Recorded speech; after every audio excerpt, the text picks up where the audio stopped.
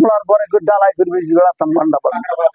এই বাগলার বাজারে অনেক জায়গায় লোক আসে, নিমাই বাজার দিলাম সাদেক গোল্লার মিষ্টির একটা ঐতিহ্যের জন্য। এটা বাস্তব, বাবা চাই দিছে আর কেউ করে না। তারা বলে ও আমরাও আর করতে যাবো না, তো ব্যবসা নেই তো।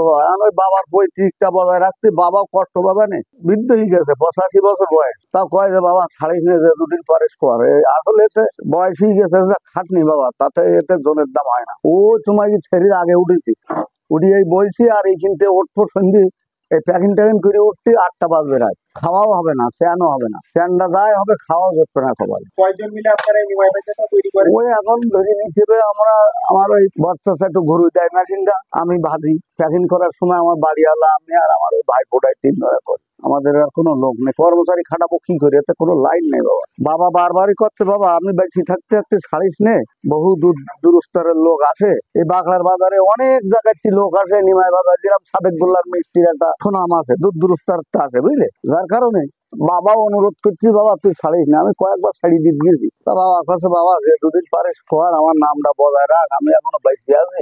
এই 10-15 বছর মানে এইভাবে মেলা আকারে করাই যেত। সেই শুরুর গল্প থেকে শুরুর গল্প ধরলি মেলা বাবা, শুরুর গল্প ধরলি স্বাধীনতার পর থেকে তা সেটা ধরতে শুরু ধরলি তাই 50 বছর মিনিমাম ধরতে পারি। 50 না, স্বাধীনতার 10 বছর টছর পরে 35-40 বছর, ওই মানে ওর মধ্যে 25 বছর মতন ধরে নিতে হবে। ওই মোড়ার পরে ডালাই করে বেশি বেড়াতাম ঘন্টা পরে। হ্যাঁ, তারপর যখন এলাকার লোক সব পরিচিত হইলো, চারিদিক যে দাদা বাজার মান ভালো, আমরা তো পাইকারি দিতাম না। হ্যাঁ, ওই খুচরো বেচতাম। শিশু ঘাট ছিল বাগলার বাজারে, খাড়ের পরে মোড়ার পরে ঘাড়ে মোড়া ধুলি খাটেছি এর পিছনে খুব। ওই এখন ওই আমি ওই একটা পথে মোটরসাইকেল আছে, উঠি করে নি বই আমার মোটরসাইকেল বলতে ও একটা 80 ছিড়া মোটরসাইকেল আছে, সেই পুরনো, তার সিট। হ্যাঁ, ওই আমি দি বেড়াই ফেরি, আমি মোটরসাইকেল করে দিয়ে আসি। মানে আগে যেভাবে ওই যে ও না, ওভাবে বেশি না, প্যাক করে দোকানে দোকানে। ওই মোটরসাইকেলে 2 বারে বস্তা জলু দিয়ে টাল করে দিই। দুরবস্থার কথা বললেন, হ্যাঁ, এখন উনি আমার কাছে অনুরোধ করতেছে বাবা আমি বেঁচে থাকাকালীন ব্যবসাটা ছাড়িস না। তার কারণ আমার বয়সী আমি আর পাচ্ছি না, খুব খাটনি বাপ, খুব খাটনি। এই যা বাধা খাটনি না, ওই ধরো প্যাক করতে হবে, মাপতে হবে, পোড়াইতে হবে। হ্যাঁ, মূল ঘটনাটা হয়ে গেছে বাবা জীবিত থাকায় খুব কষ্ট পায় এই ব্যবসাটা।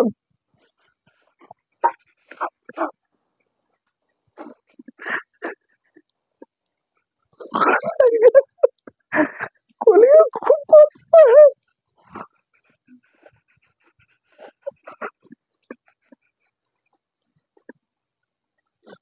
উনি তো মারে না দেখি যাচ্ছে, উনি তো বয়স 86 বছর বয়স। অনুরোধের জন্য আমি ছাড়তে পারছি না, কিন্তু আমি আর পারছি না বাপ।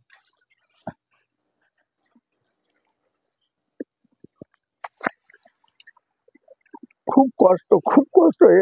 এর জনের দাম কেউ দিতে পারবে না। মাঝে মাঝে এখন নেই 300 টাকা কেজি বেশি।